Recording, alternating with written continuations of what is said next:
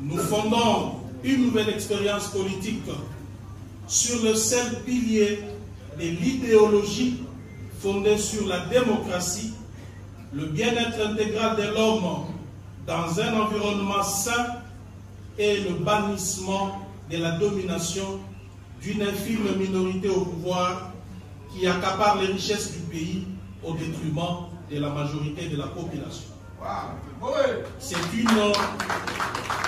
C'est une fondation basée sur l'idéologie et la justice sociale. C'est la rupture. C'est le combat pour l'instauration d'un nouveau système à visage social de la gauche. Que chacun les comprenne donc. Cette initiative est une déclaration de guerre à l'ordre ancien. Votre présence ici n'est pas un acte de courtoisie, c'est un engagement. C'est le signal que vous comprenez la gravité de l'instant et que vous êtes prêts à accompagner cette révolution qui s'annonce. Aujourd'hui, la coalition de la gauche congolaise fait son apparition. Non pas dans le tumulte préélectoral habituel, mais dans un temps résolument non suspect. Nous ne sommes pas une énième plateforme dictée par des ambitions personnelles ou des calculs politiciens à court terme. Non. La CGC est l'expression de la rupture radicale avec le pratique d'un passé qui nous a trop longtemps asservis. La République démocratique du Congo, un vaste territoire de 2 345 000 km², regorge de ressources naturelles incommensurables. Avec plus de 80 millions de terres arables, elle se positionne comme le deuxième pays au monde en termes de terres cultivables, juste après le Brésil. Peuplée de plus de 100 millions d'habitants, dont près de 60 millions de jeunes, elle est souvent qualifiée de véritable scandale géologique et de poumon du monde. En dépit de ses atouts considérables, et après 65 ans d'existence, la République démocratique du Congo n'a jamais réussi à garantir le bien-être de sa population. Le pays se montre incapable de défendre son territoire, de sécuriser ses citoyens, de les nourrir, de les loger convenablement, de les éduquer, de leur administrer la justice ou encore de protéger son environnement. La raison évidente de cet échec réside dans un système de confiscation du pouvoir du peuple, d'oppression et de prédation. Ces systèmes mis en place dès 1960 par une élite motivée par l'enrichissement personnel s'est enraciné au fil des décennies sous les régimes successifs atteignant aujourd'hui son paroxysme. En effet, depuis son indépendance, la République démocratique du Congo a été maintenue dans une instabilité multiforme et permanente causée ou entretenue par sa minuscule élite politique. Depuis son indépendance, la République démocratique du Congo a été plongée dans un cycle interrompu de crises profondes et multidimensionnelles. L'ambition nationale a été systématiquement sapée par un système de gouvernance prédateur, un modèle érigé dès les premières heures de la souveraineté et scrupuleusement suivi par tous les régimes qui se sont succédés. Ces systèmes dont les mécanismes n'ont cessé de desservir le peuple congolais a permis à une élite de s'enrichir au détriment de la nation tout entière. Les premières années furent marquées par des mutineries et des conflits internes violents, culminant dans l'assassinat tragique de Patrice Emery Lumumba. les sécessions du Katanga et du Sud Kasaï, aggravées par une ingérence étrangère récurrente, ont déchiré les tissus nationaux, laissant une économie à l'agonie. Loin d'être de simples tensions, les divisions ethniques ont été sciemment instrumentalisées par ces systèmes, exacerbant les fractures pour servir des intérêts égoïstes. Cette période a sémé les graines d'une frustration populaire grandissante face à l'absence criante des visions politiques, préparant le terrain pour l'enracinement de ces systèmes défaillants qui, malgré les changements des dirigeants, n'ont jamais été remis en question. Les décennies suivantes ont vu l'approfondissement d'une autocratie grandissante et d'une corruption systémique. Malgré les tentatives de façade pour créer une illusion de grandeur nationale, ces efforts n'étaient qu'un écran de fumée masquant la réalité d'un système toujours plus enraciné, un système que chaque nouveau pouvoir s'est empressé d'adopter et de renforcer.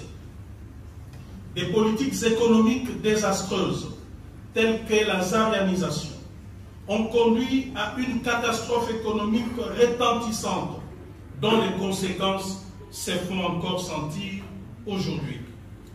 Pour masquer ces échecs et maintenir un pouvoir absolu, ce système a exercé une répression sanglante, caractérisée par des purges systématiques de toute opposition et des violences massives et barbares des droits de l'homme.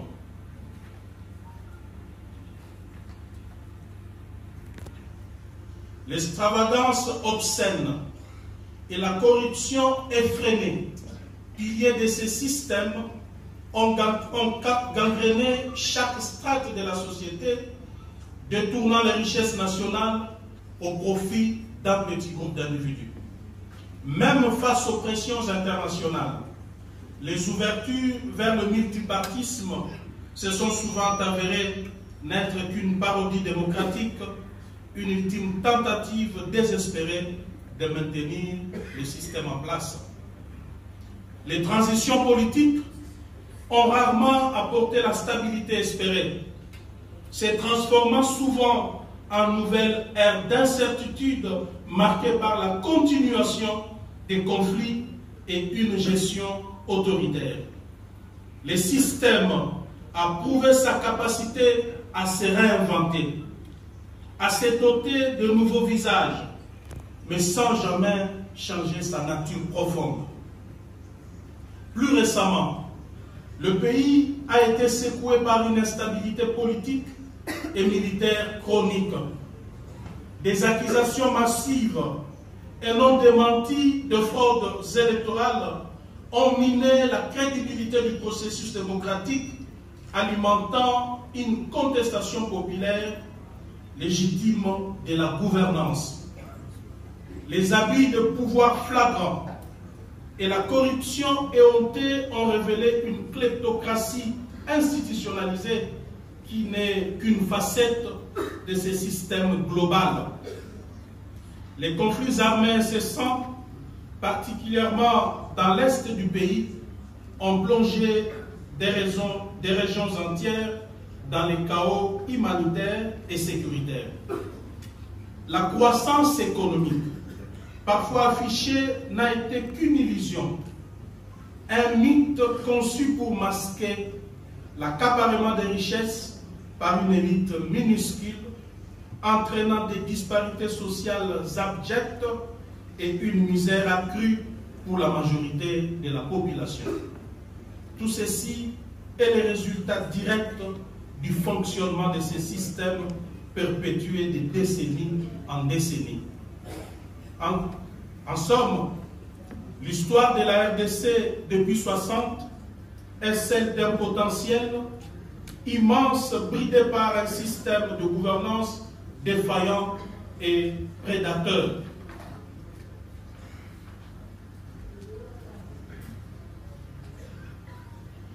Les caractéristiques principales des méfaits ont persisté. prouvant la résilience de ces systèmes. Instabilité politique chronique, corruption endémique, violation des droits humains, instrumentalisation des divisions et un échec persistant à traduire les richesses naturelles en bien-être pour la population. Ce triste héritage continue de peser lourdement sur le présent. Malgré les aspirations initiales à rompre avec le pratique passé, le régime Tshisekedi, loin d'en découdre avec les systèmes préexistants, s'est accommodé de ses rouages, se positionnant ainsi davantage comme son héritier que comme son fossoyeur. Nous avions tenté, au péril de notre vie et de notre liberté, de transformer ces systèmes de l'intérieur. Cependant, nous nous sommes heurtés à une résistance farouche de ces systèmes, incapables de se départir des antivaleurs qui les caractérisent. Face à cette réalité implacable, la solution se conjugue en un seul mot: la rupture.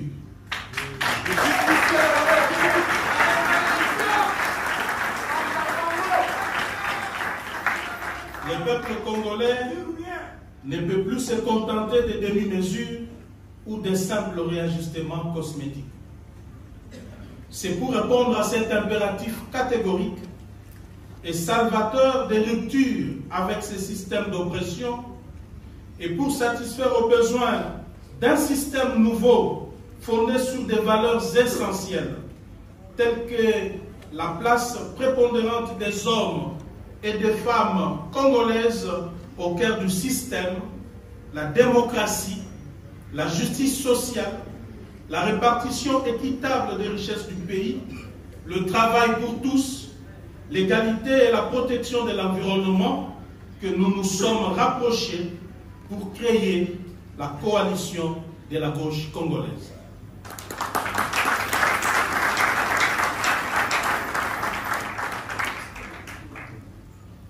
Mesdames et messieurs, distingués invités, l'évocation de ces faits malheureux qui émaillent l'histoire de notre pays était nécessaire. Car, comme l'affirme le professeur Alfred Glosser, je cite, « Décrire les réalités humaines, essayer de les comprendre, c'est peut-être aider à la fois ceux qui exercent le pouvoir et ceux qui leur confient à mieux appréhender ces réalités. C'est aussi concourir, sans sortir de son rôle, à donner toute sa dimension à la politique. »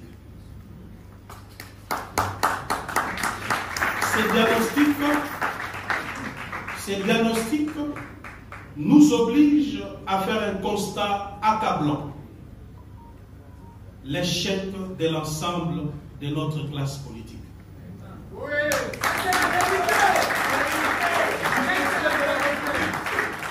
Trop souvent, ces acteurs politiques sont corruptibles ou corrompus,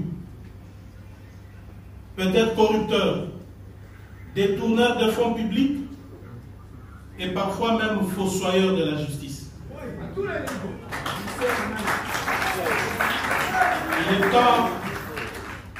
Il est temps de s'arrêter et de déclarer « ça suffit ».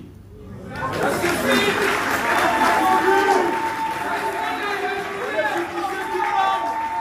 peuple a tant souffert de cette situation. Nous devons nous arrêter et dire que maintenant c'est fini. C'est pourquoi nous en appelons à une véritable remise en question de l'ensemble de la classe politique congolaise. Il est essentiel aujourd'hui de réfléchir à la réelle contribution, à l'impact concret que les innombrables partis et plateformes politiques ont apporté à notre pays depuis 60 ans. Jusqu'à ce jour, le bilan doit être analysé avec lucidité pour envisager un avenir meilleur.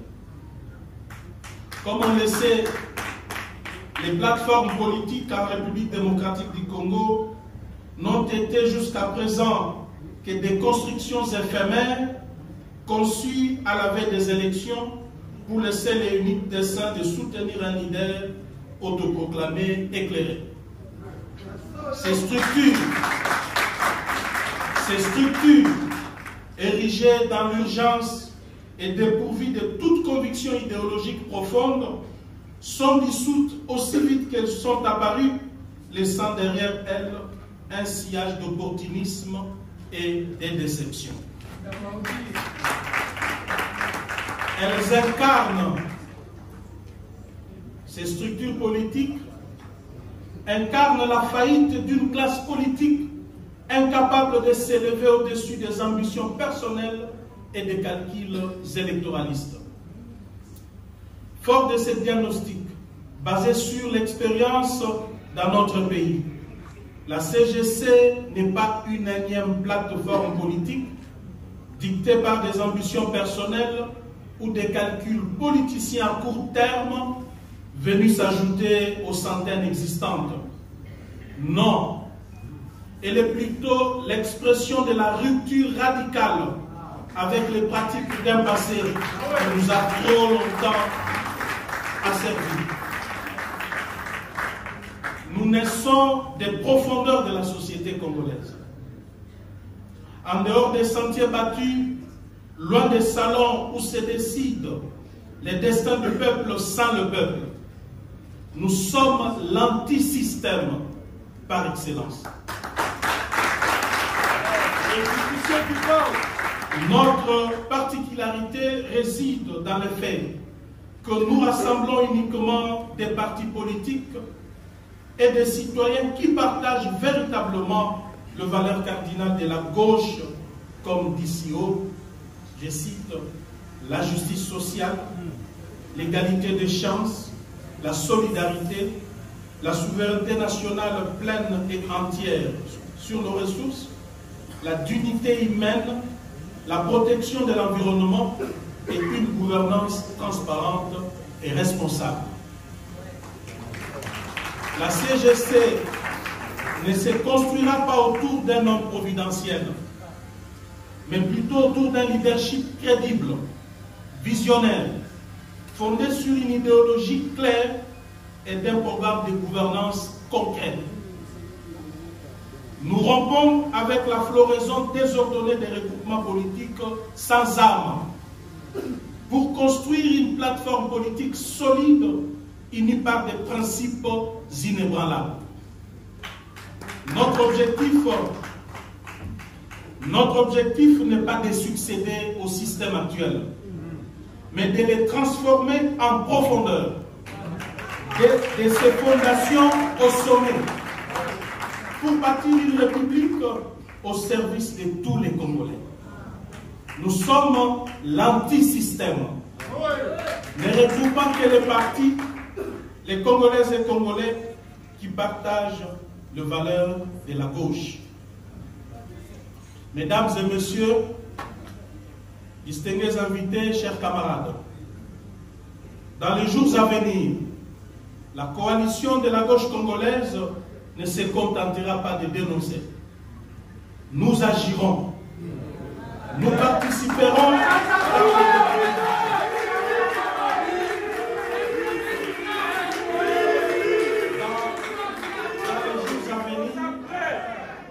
la coalition de la gauche congolaise ne se contentera pas de dénoncer. Nous agirons.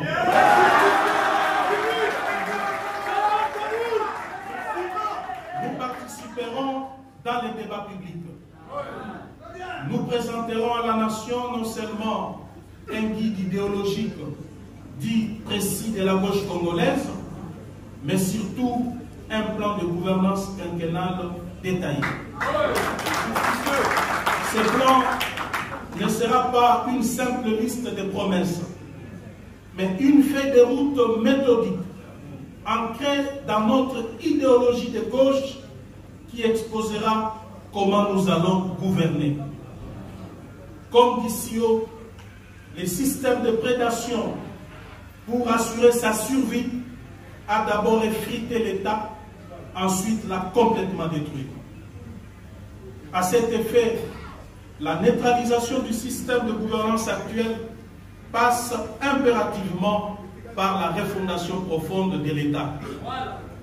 Nous concevons l'État comme une superstructure essentielle, sans laquelle aucun changement majeur ne peut être envisagé. Il s'agit ici de l'État dans sa dimension cosmogonique, c'est-à-dire doté de l'ensemble de ses capacités anticipatives, défensives et réactives. À cet effet, 6 piliers fondamentaux, l'armée, la police, les services de sécurité, la justice, l'administration publique et la diplomatie constitueront sa partie métaphysique. Compte tenu de sa position géostratégique et fort d'une expérience malheureuse des 30 ans d'instabilité des conflits armés, souvent provoqués par certains de nos voisins, nous déploierons tous les efforts nécessaires pour bâtir une armée forte, disciplinée et bien équipée.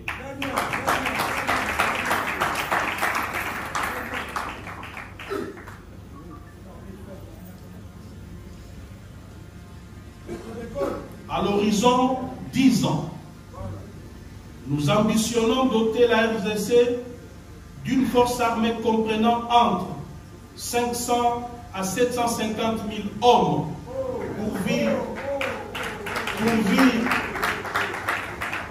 pourvus d'une logistique militaire tactique de pointe. Notre objectif est de construire un État pacifique et hospitalier en plein cœur de l'Afrique, mais doté d'une doctrine militaire ferme. Je cite: tout acte ou déclaration d'un État voisin susceptible de menacer notre indépendance, notre souveraineté,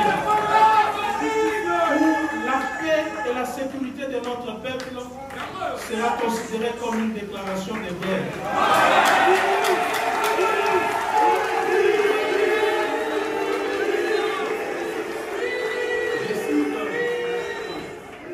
Notre objectif est de construire un État pacifique et hospitalier en plein cœur de l'Afrique, mais doté d'une doctrine militaire ferme.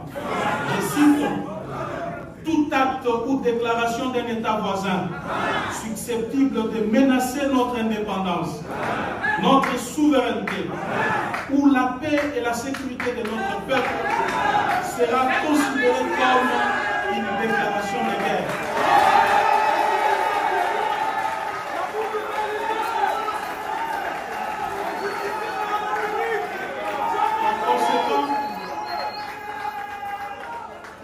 Par conséquent, la RDC sera dans l'obligation de mener des attaques préventives pour défendre son territoire et sa population.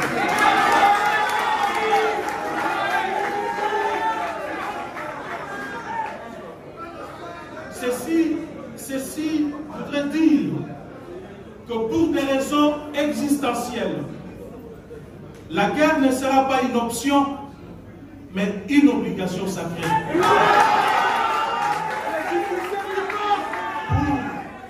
Pour y parvenir, la RDC doit acquérir à l'horizon 30 ans les armes stratégiques. Mesdames et messieurs, distingués invités, chers camarades, chaque aspect de la vie de notre nation sera abordé avec des propositions claires et des méthodes éprouvées. Sur le plan de la justice, nous allons restaurer l'autorité de l'État sur l'ensemble du territoire en appliquant de manière stricte, sévère et rigoureuse les lois de la République, sans exception ni favoritisme. Nous veillerons à ce que la justice soit réellement indépendante et ne soit pas biaisée en faveur des riches face aux pauvres, ni à l'avantage de la majorité au pouvoir contre ses opposants. La justice à double vitesse n'aura plus sa place.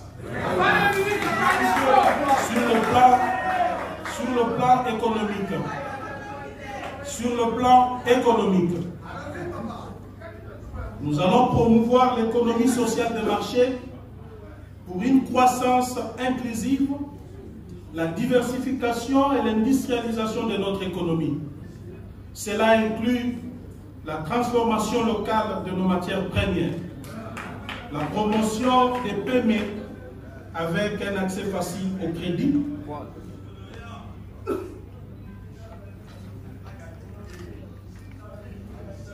pour ainsi faciliter les investissements des partenaires étrangers respectueux des lois de la République. Distingués invités, chers camarades, tant que la classe politique en général et le gouvernement en particulier ne se poseront pas la question suivante: que faisons-nous de nos ressources minières? Tant que l'homme politique congolais ne se posera pas cette question, si nos minerais ne sont destinés qu'à être vendus à l'état brut, permettant aux dirigeants de s'en partager le prix, de les blanchir dans des paradis fiscaux ou encore d'investir dans des projets immobiliers à Dubaï et ailleurs, alors le Congo est mal parti.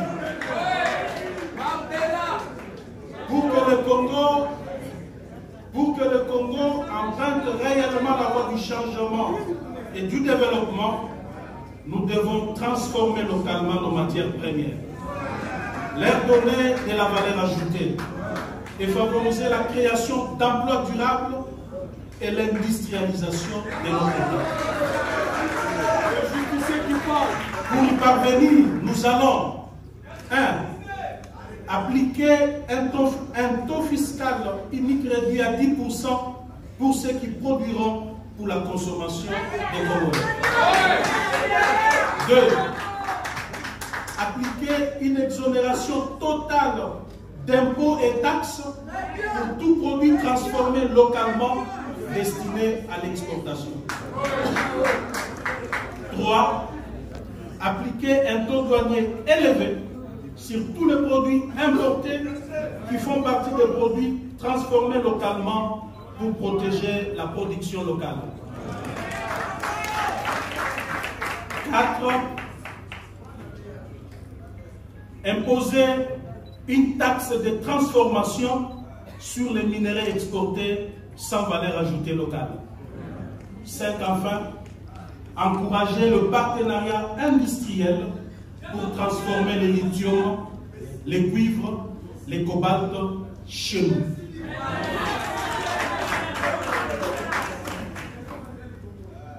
Nous mettrons en place 3 réformes majeures pour bâtir une économie digne et souveraine. Premièrement, nous imposerons la budgétisation zéro.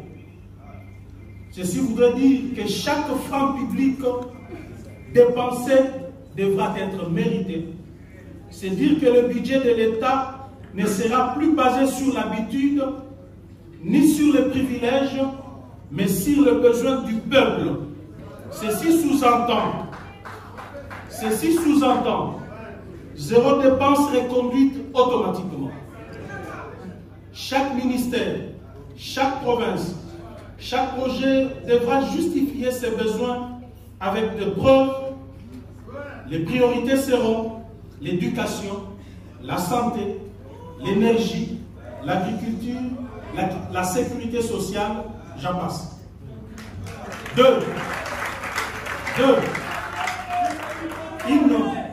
Une fiscalité juste, simple et numérique pour relancer la production.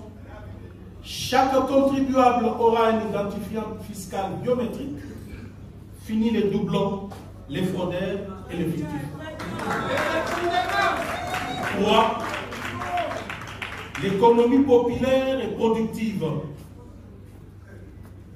Chaque Congolais vivra de son travail, car nous croyons à la force des bras et des idées congolaises et non aux aides étrangères. Sur le plan des infrastructures, nous visons un développement équitable qui connecte nos provinces, facilite les commerces et garantit l'accès aux services essentiels. Sur le plan social, nous mettrons en place des programmes sociaux spécifiques, bien planifiés, pour des catégories de personnes bien identifiées. Ainsi, nous faciliterons l'accès aux services sociaux de base à tous. Ici, je cite l'éducation, la santé, l'eau, l'électricité, les transports, et j'en passe.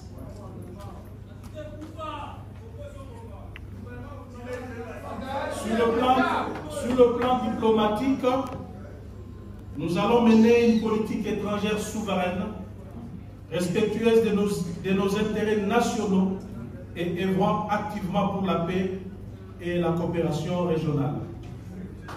Sur le plan de l'environnement, nous assurerons une gestion durable de nos ressources naturelles, faire face aux défis climatiques et préserver notre biodiversité.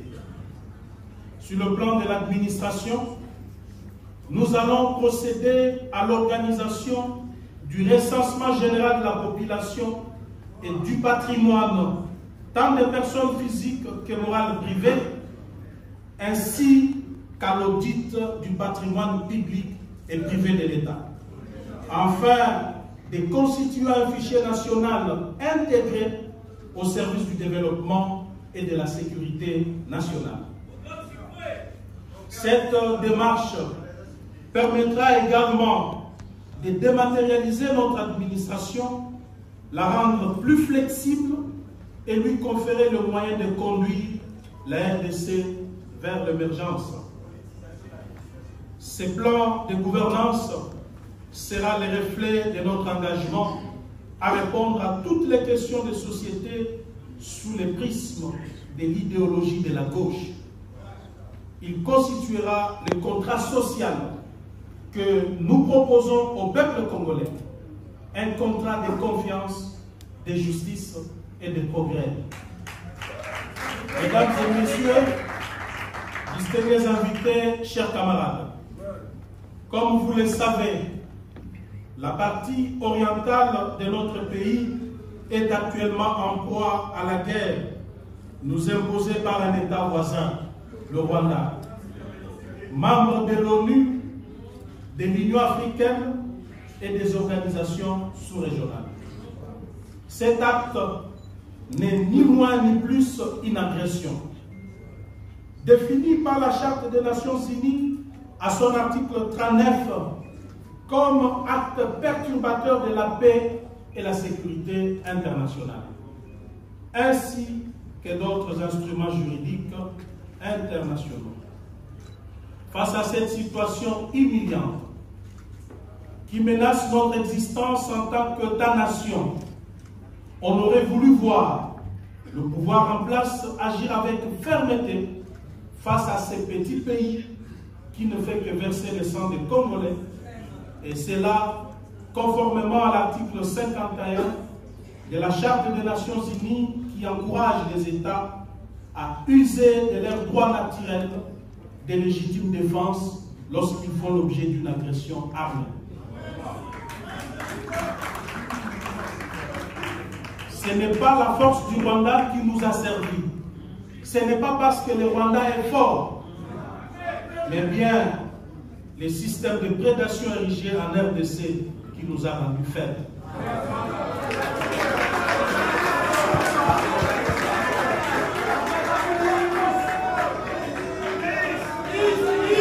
Mesdames et messieurs, distingués invités, chers camarades, face à l'incapacité du pouvoir en place de sécuriser les Congolais, de protéger l'intégrité territoriale de notre pays, regard de l'ampleur de cette tragédie nationale, nous mettons aujourd'hui la communauté internationale et en particulier le Conseil de sécurité de l'ONU et l'Union africaine devant leurs responsabilités historiques.